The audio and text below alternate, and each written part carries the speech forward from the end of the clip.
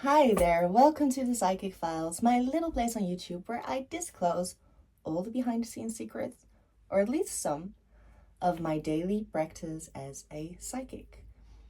So, this week I would love to talk to you about the future.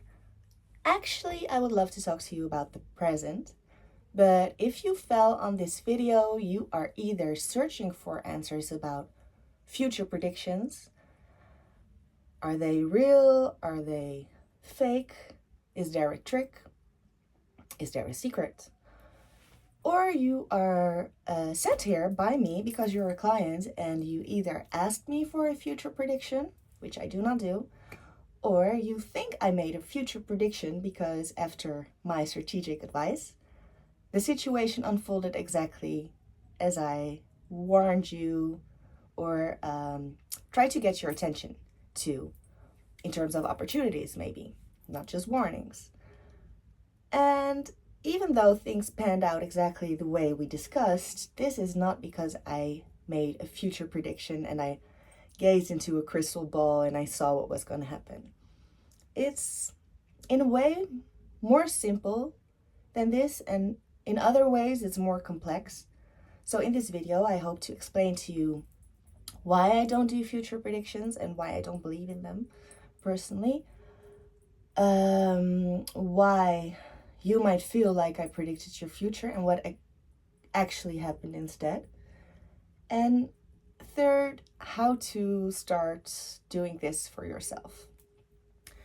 So, first of all, why don't I do future predictions? My background is that I'm a Muslim, a mystical Muslim. Mysticism is about the direct experience with God instead of religion. But still, there are some guidelines to follow in Islam to protect yourself as well as others.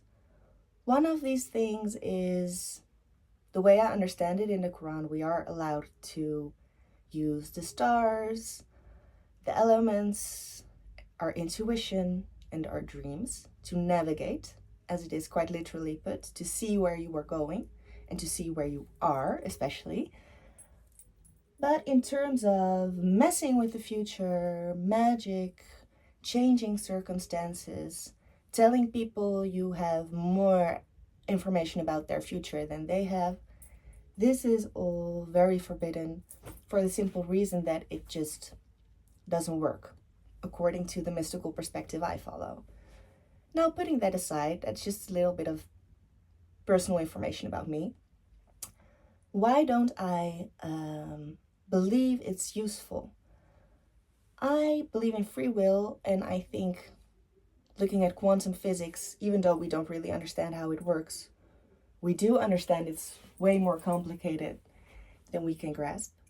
And combining free will with the idea of multiple timelines, that already means no one can predict your future. Why does it still feel like I do sometimes for my regular clients? Things sometimes happen that are very surprising, very different than what they seem to be. Yet I might have already said something about this particular situation, probably unfolding in this way. This is because in my psychic readings, I don't look at people's actions and circumstances first, but first I look at the essence of the energy. Actually, first I will look at the thoughts of the people involved, then I'll look at the feelings of the people involved, and then a layer under that is the desire of the soul to develop beyond a certain blockage.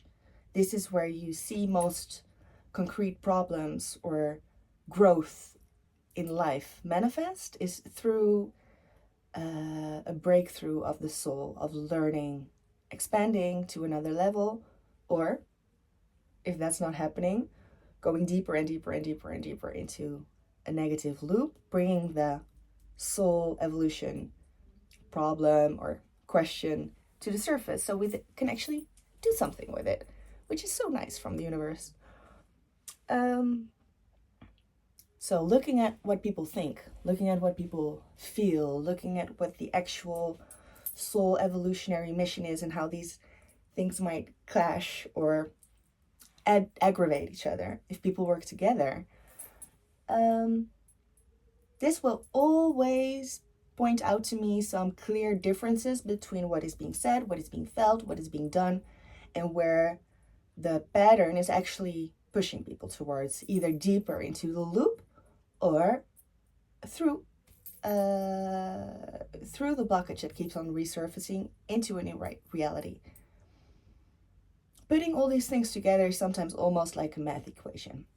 I will see in a certain corner there is momentum building behind the energy, which means it can either grow or break beyond its barriers.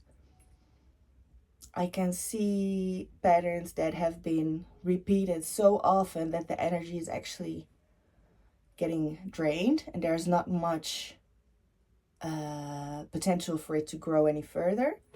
And putting these things together, it's usually pretty clear. Listen, either you address this and you make this choice and things will develop into this direction with these challenges, or you focus on this, don't do anything about it, and then probably between 3 to 6 months, you will see symptoms of these things happening.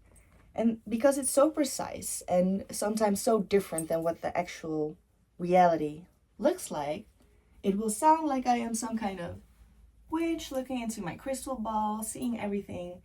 And that for me is the most difficult aspect of the job, because the last thing I want to do is render my clients powerless. The actual goal of any reading is to, 1, give you perspective, and 2, give you clarity so you can actually make your own choices. I know some clients don't believe this. Some clients seem to think that I am actually able to look into the future, and I will not tell them for, I don't know why, for the sake of taboo. But I think blah, blah, blah, blah, blah, blah, blah, blah.